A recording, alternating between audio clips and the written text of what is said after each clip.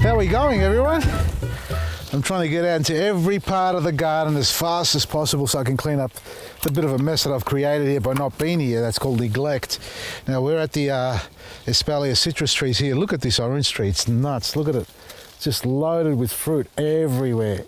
Literally just everywhere you look, it's just full of fruit. Now it's got some new growth coming on.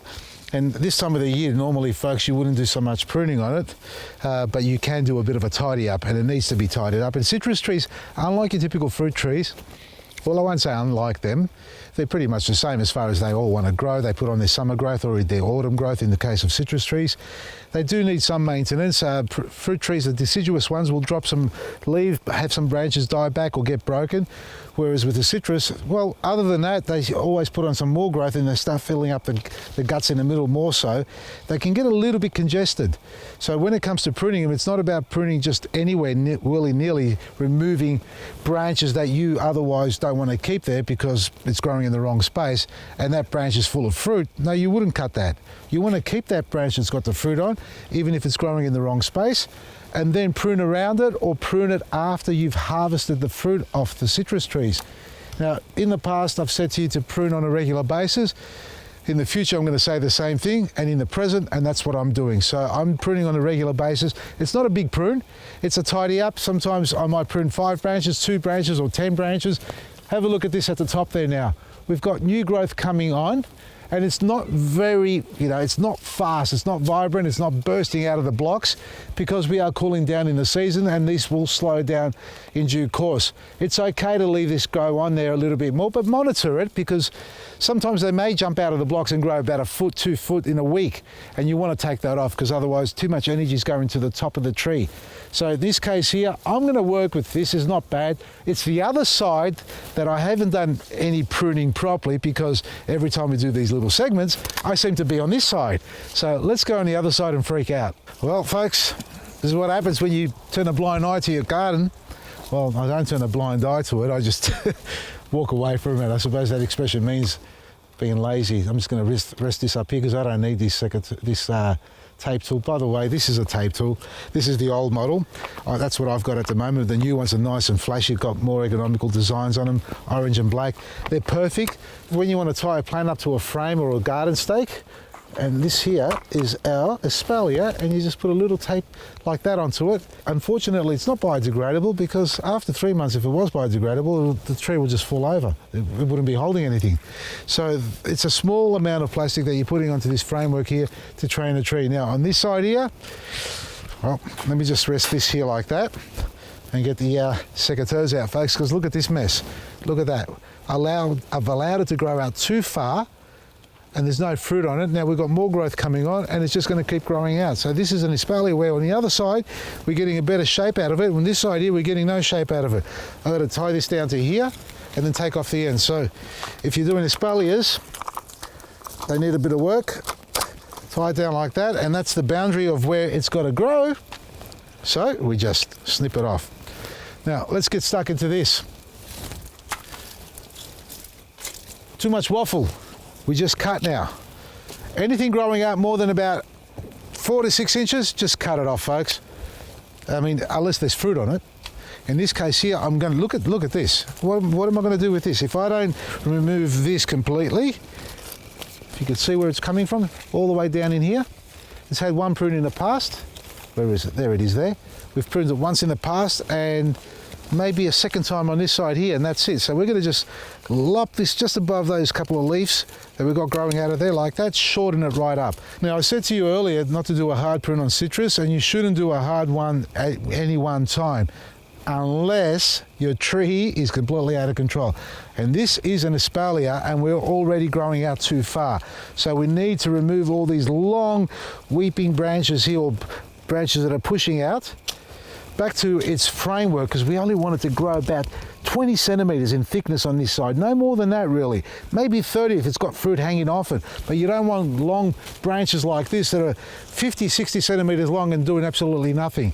Now, where did the fruit come from on these plants? Well, the branch has to be at least 6 to 9 months old, and it'll flower maybe on the tip more so than down along the sides there. But if it grows out too long and it's 6 to 9 months old, you've got to cut it off. So I'm sacrificing a lot of growth there and of age, but I've kept a short stubble here, which we should hopefully be able to get some fruit off at a later stage. See these little ones here? We don't want them flowering on the plant here 5 feet away, which is out here in the open. I want it to flower back here. And what I mean by that, I found some just here. Have a look. Here we are. Let me get them out for you. Ta-da! Little flowers there. Now that's growing on a short stem. It's gone straight up. It's only about 20 centimeters long, but it's not hanging out too far. So that's a good one. This is soft. We can tip that back a bit as well. And we just go along and clean up all these big ones. Look, we've got fruit down here on short branches. You can't see because they're hiding. They're down in here. But then we had this malacca come out of here out of nowhere just to annoy us. So we're going to cut him back down to here like that. Look at that.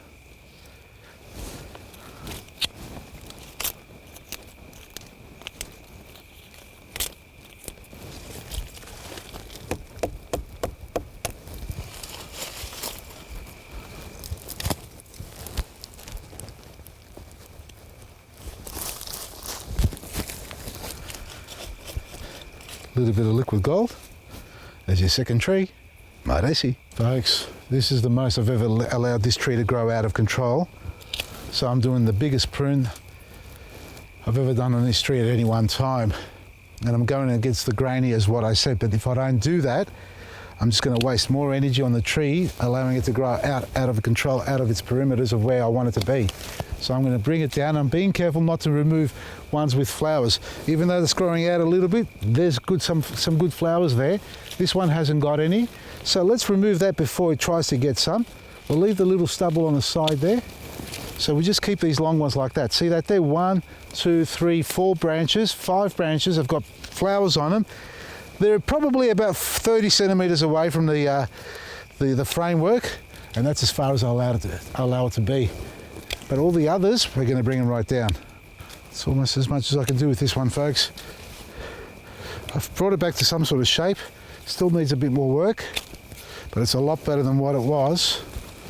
And remember, if you've got overlapping branches, it's okay, but if there are too many, oh look, I've got too many in here, you've got to sacrifice them. You can't keep them all because you need some air flow through it, and the branches rubbing on each other is not a good thing either. So do thin them out as required and monitor which ones you're pruning so you don't take it off the fruit.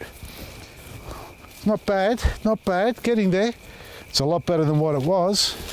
We'll train this back up here like that. We'll leave those fruits. And later on, once these fruit finish, we'll cut these 4 ones off as well. These won't grow anymore for now. They're going to flower, fruit, and stay at that sort of size as they are like on these tips here. See that there? So that's okay, because that's where they're going to be until they start ripening their fruit. Before they start growing, that's when we're going to prune them. So we'll be harvesting the fruit off those and pruning them so we can enjoy. I'm talking to myself. What am I saying? I don't know. What did I say? And there we are. Like I said, we've got 1, 2, 3 branches with flowers on them. They'll come off once we finish fruiting. Look at that. Back to the fence we are there. We've still got lots of fruit coming on, and we may come back out where we've got a little bit more sunlight to thin out some of the branches inside a little bit later on, but that's all we need to do. Next one is that orange tree, but that's got at least 50 oranges and a few branches to come off.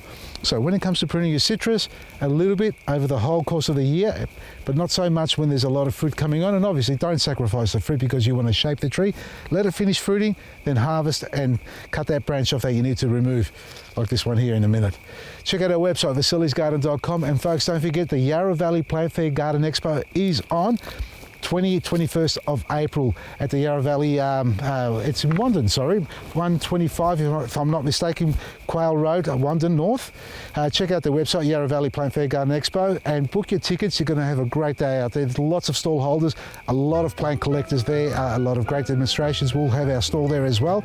So put that in your diary, pop down there. And if you're in South Australia, you're not in Melbourne, on the 21st we'll be at the Clare Valley Festival as well, the Garden Festival over there, and the Click and Collect. Up till then, we'll be running it from the 17th, 18th till the 20th. So get your orders in for the Thebaden to come and click and collect your orders and enjoy some great products at lower prices. Other than that, have a great day. From me, Vasily, Maresi.